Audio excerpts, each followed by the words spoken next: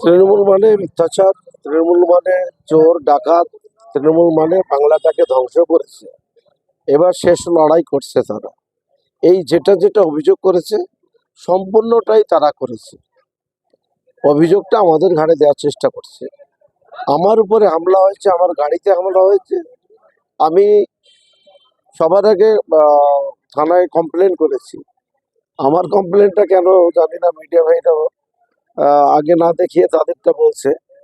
তো একজন running MLA plus candidate ভারতীয় জনতা পার্টি, তার গাড়ির উপরে হামলা একদম পরিকল্পনা মাফিক।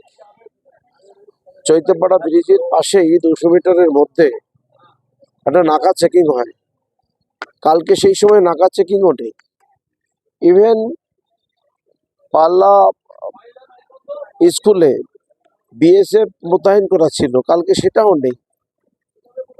মানে কি কারণে নেই সেটা বলতে পারবো না, কিন্তু এরা রাত্রে 12:35-এর সময় ওই রাস্তায় কি করছিল, খালি গায়ে সমস্ত মদ্যপ অবস্থায়, শুধু একটা প্যান্ট, হাফ প্যান্ট পরা ছাড়া কারো গায়ে কিছু ছিল না।